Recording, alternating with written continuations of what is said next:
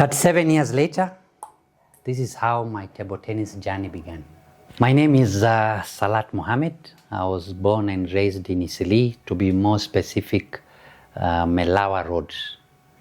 Of course, those years we did not have much technology, so we used to go out and play.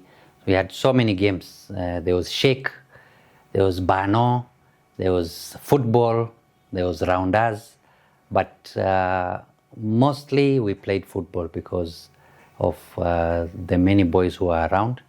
And there was a field which we used to go and play called center. So center was an amazing place, big ground with, of course, standard football posts. So it was an amazing place to go and play. Of course, every day after playing football, we would go around the streets, go to 2nd Street, 3rd Street. Melawa was the first street in Section 1 Isili. So from center, we would go around, go to 3rd Street, come to 2nd Street, and back home. So one evening after football, when we were going around, one of the guys was saying, "Have you guys seen St. Trezas, what they've built? There's an amazing hall and some classes, etc." So yeah, we said, okay, fine, let's go and check it out. So reaching St. Trezas, my goodness, that was a different world. You're used to the vumbi and all the things that we've, been used to in Isili. And just near our street, actually it was up our street, there's St. Trezas Church that has built an amazing, hall and some classes. So when we were checking it out, we met Father John Lemay. He was the father of the church. I think he had just finished his service, and he saw, of course, a bunch of boys. So he came towards us and said hello and asked us where we are coming from. So some of us, of course, from Isili, others from Madare. And he said, have you, checked out the place that we've built? So he actually took us around, Father John Lemay.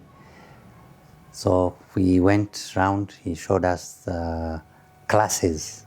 Actually, that was well-built classes with desks, There was a small cabinet with some books, etc. And he told us, I have built this specifically to support young students who wish to come here and study, because I know the challenges in Madare and Isili, where sometimes there is no electricity, etc. So he told us, feel free, there are no charges. Anytime you have homework and you're struggling at home, come and use these classes. And we were like, wow, what's happening? We are not used to such things, and it was refreshing to hear that. So yeah, we were happy. He told us, yeah, it's okay, you can spend time here, don't worry. There is also a hall. So he pointed the hall and we all went there. Inside the hall, there were guys who were playing badminton. I think that was the first time I saw badminton. I've never known what badminton is. So we sat there. I think 2 or 3 of the guys had to go, but I stayed behind, and I think 4 other guys. And I asked to try out to play badminton. It was so much fun. Played a bit, then it was time to go home. Next day, after football, back to St. Trezas. So it became a routine. But now the next day, there was something interesting, because there was badminton, and then there was a stage where they put a table. So that was table tennis being played up there, and down we had badminton. I'm sure we'll go to St. Trezas and you'll be able to see, what I'm talking about. So seeing table tennis I decided I want to try it out as well. I borrowed a racket from one of the players there, tried it out, and I can tell you that was, how can I put this? It was magical. It's like it was a calling. That's what I got so into. I was so excited about table tennis, and 37 years later, that has been my life, my DNA, everything that, surrounds me is table tennis. So it became a routine going to St. Trezas. A few days later, we found that there was no more badminton, and there was another new table that was put where badminton were playing.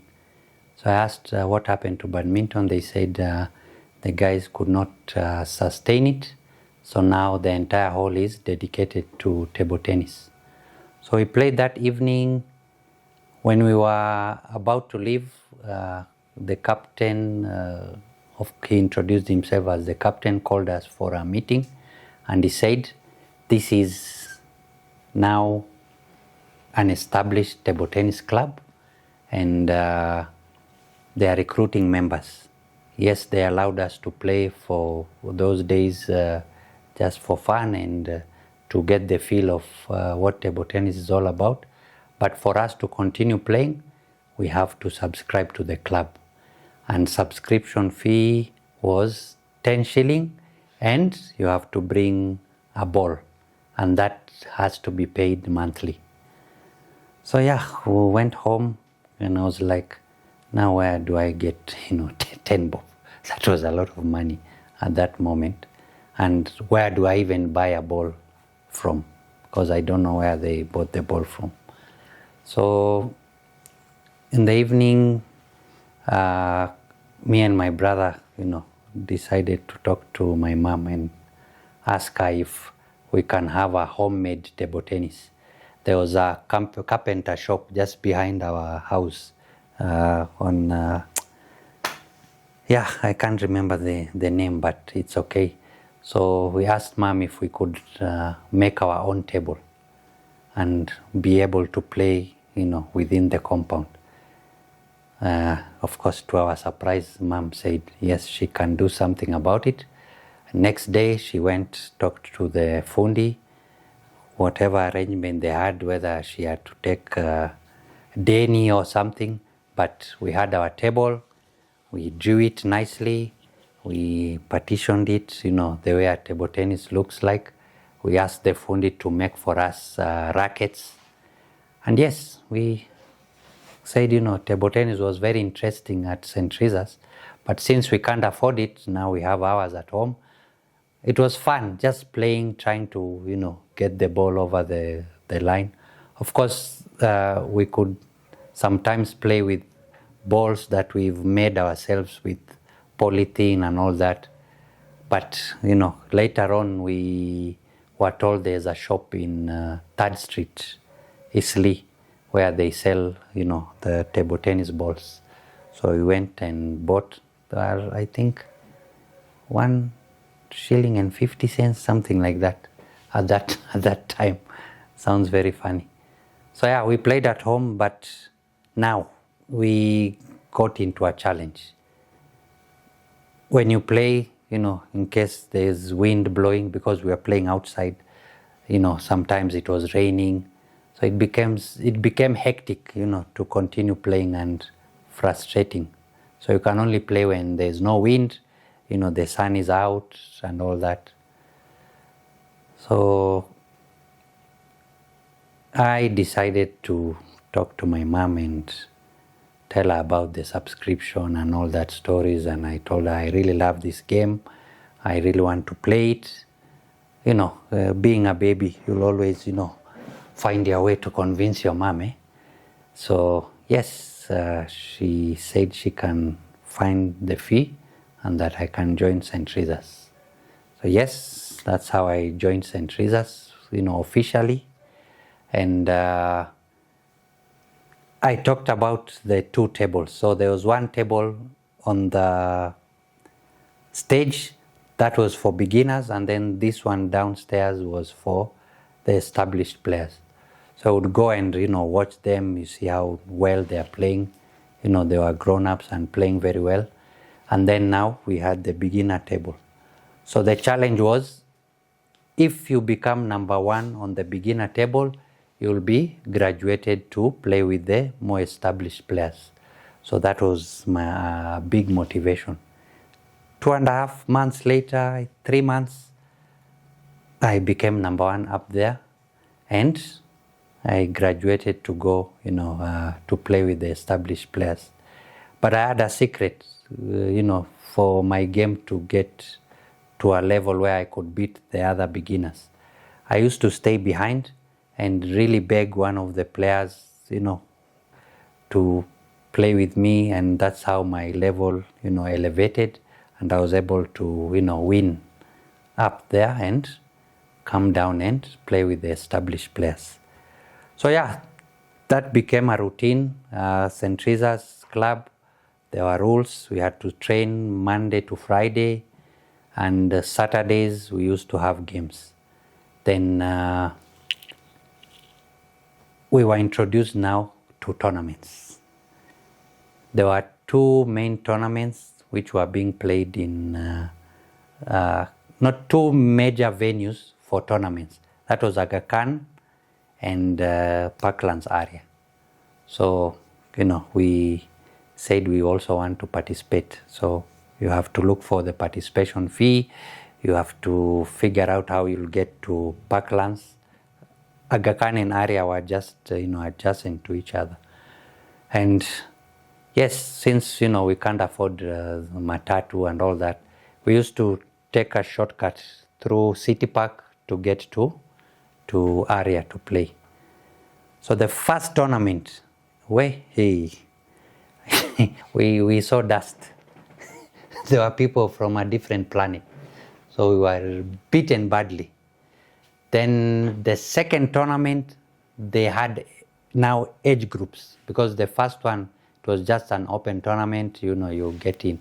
We did not even qualify for the main draw. We were beaten there, huko, kwa qualifiers, we were like others.